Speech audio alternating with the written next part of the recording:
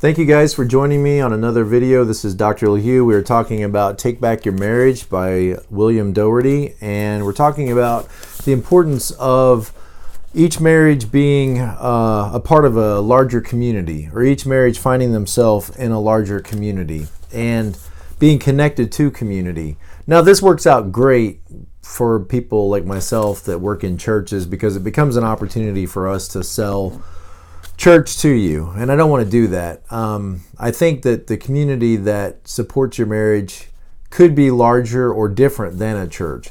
I think church would be a great place for a community to strengthen your marriage if your church is healthy, and if your church provides that for you, that's great. But the reality is there's a lot of churches that just aren't interested in something like that. So you may have to look outside the church to your larger community, to organizations that you belong to even your neighborhood, family or kin.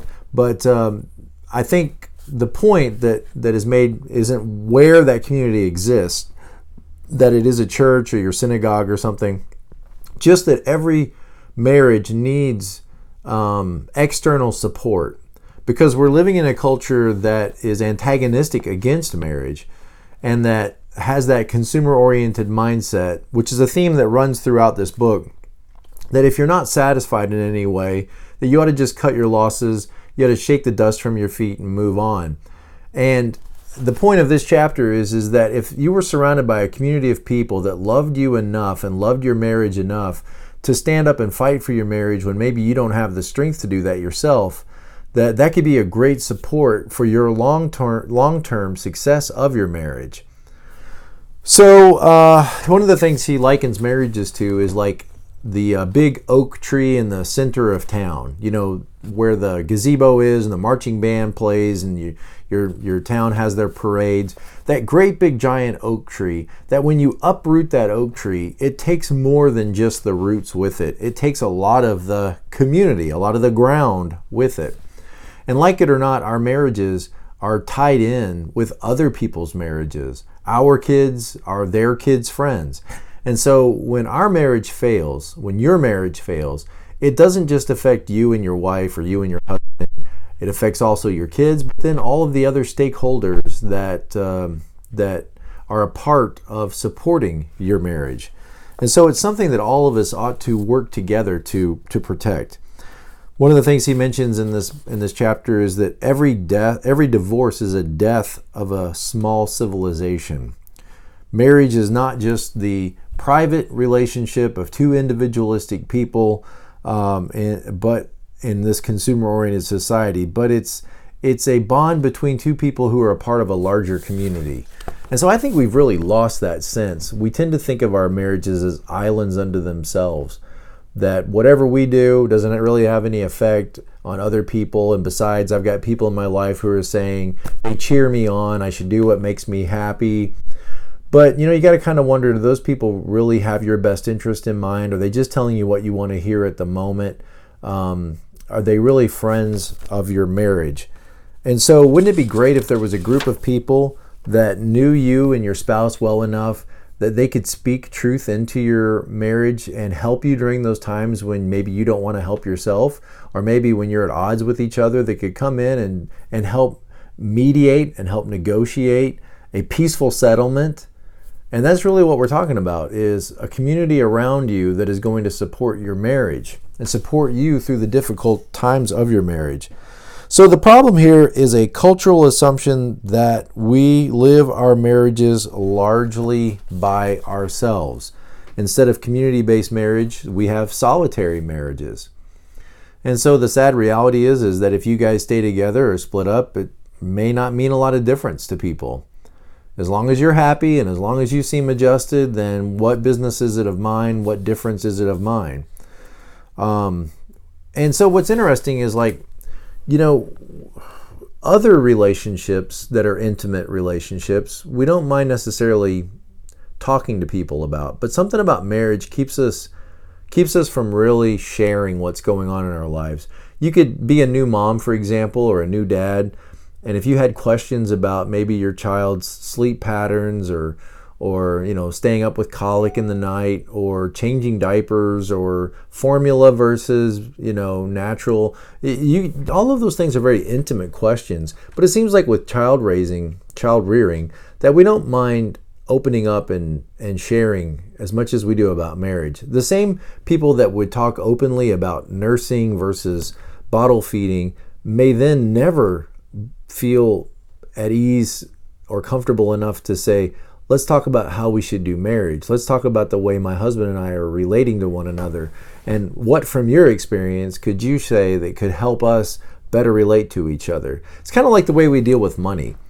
If you want to shut a room down and everybody's having a great time and great conversation, and you want to make everybody feel awkward, talk about death and dying, talk about money, or talk about marriage problems.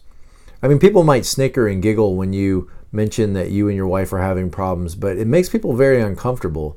And that's part of the problem is that to our own despair and to our own demise, we refuse to talk about. It's weird that we'll have parades on the street to promote sexuality and really parade out in the open, what should be behind closed doors. But then where we need real help in life, where we need real guidance, and where we're really having problems and where there's real failure, it seems like we just don't have the strength of community to really be able to address. As long as it is, I want to do what I want to do, will you celebrate that? Then everybody applauds you like you're some kind of hero. But when you really, get out in the open that we need encouragement, we need help, we need support, and you start talking about how to solve problems and how to be more loving and how to be more gracious, it seems like everybody clams up and doesn't know. So the result is most of us live our marriages in isolation. We don't feel comfortable talking about our problems. We don't feel like, we should vent our problems to anybody, and we don't necessarily want to hear anybody's problems in their marriage.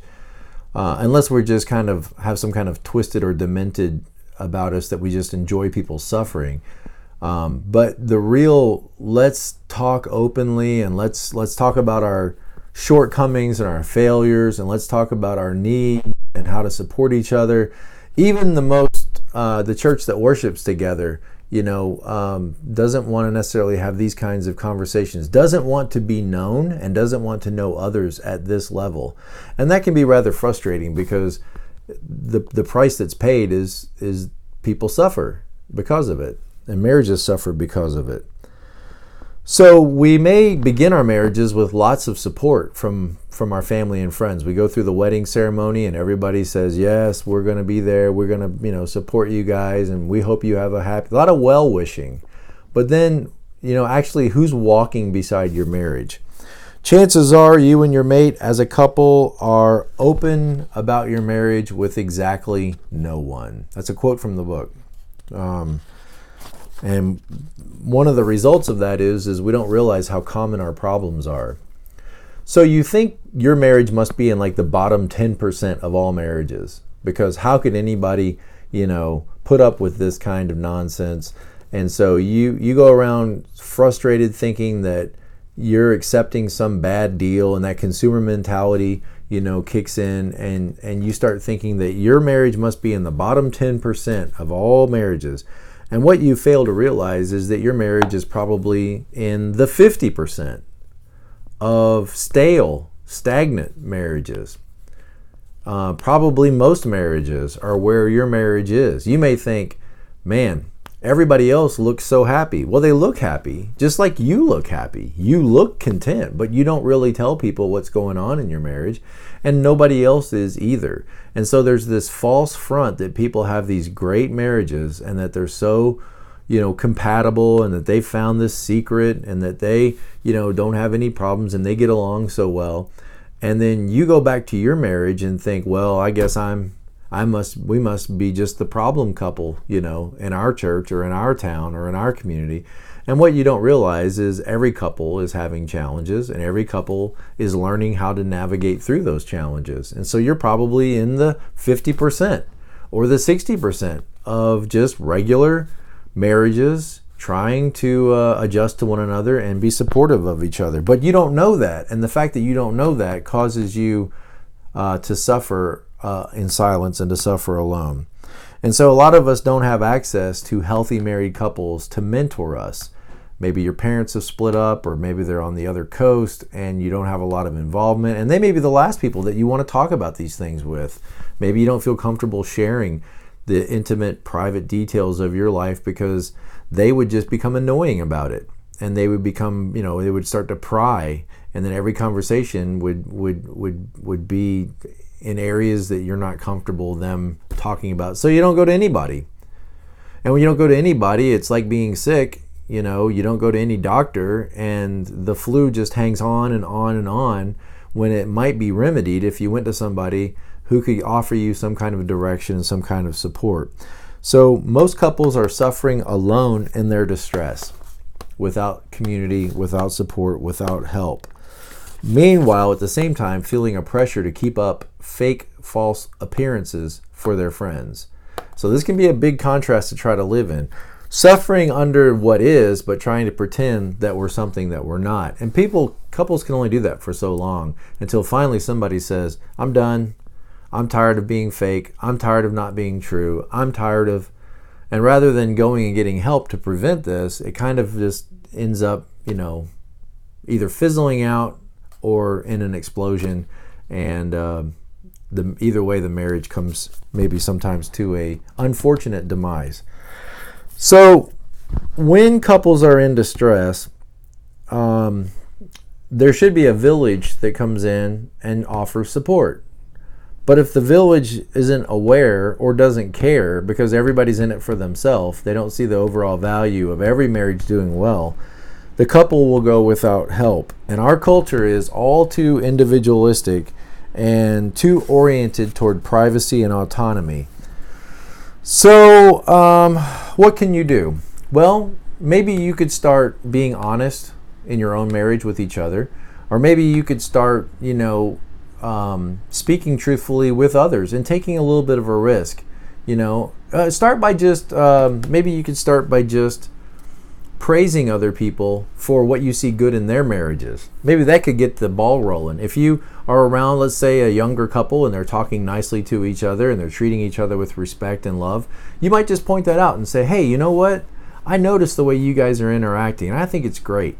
You guys are really showing a lot of devotion and affection to each other, and that's missing in a lot of marriages, and I want to support that. Just something like that is offering what? Community to another marriage. It's showing, hey, you're being watched and you're being evaluated and you're doing something well. We get far too little praise in our culture. None of us are sure, are we doing the right thing? Are we on the right track? And if somebody comes alongside you and says, hey, I see what you're doing and it's good, guess what? We'll probably keep doing that. We'll probably think to ourselves, they're right. I need to keep doing that. So that could be a good beginning, is just to notice when other people are doing marriage well and point it out. And if you can begin maybe to try to bring down some of the sensitivity about your own marriage, and just, in your conversations with couples, always with respect to your spouse, but just in your conversations with other couples, just be honest a little bit and say, look, sometimes marriage can be challenging for everybody. I know I could be hard to live with. Say it like that. Rather than say, I know my wife can be hard to live with. Say, I know I can be hard to live with. And sometimes we get sideways with each other, but I always appreciate, and then say what you appreciate, and then look at them and say, do you guys ever have any struggles in your marriage, and how have you learned to overcome them? Those kinds of conversations. We talk so much about sports and weather and baseball and all these things that don't matter. Maybe we could start talking about some of the things that do matter. If we can release some of the tension and make this a subject that is okay to talk about, maybe we wouldn't have to suffer in loveless marriages in isolation. Maybe we could offer support and encouragement to each other. When your spouse has done something great, talk about that. Talk about something you appreciate. As soon as you start talking about your spouse and marriage, look, you've got that subject out in the open now. And maybe there could be a good give exchange or a good conversation, that could be supportive of everybody. And who knows, maybe you're sitting there and you point out something you love about your wife, and the person next to you might start to cry and say, start to open up about problems in their marriage.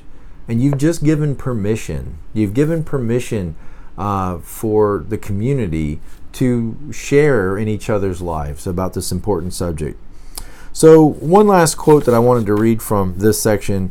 He says, I've been struck with the importance of holding on to two important truths at the same time about marriage.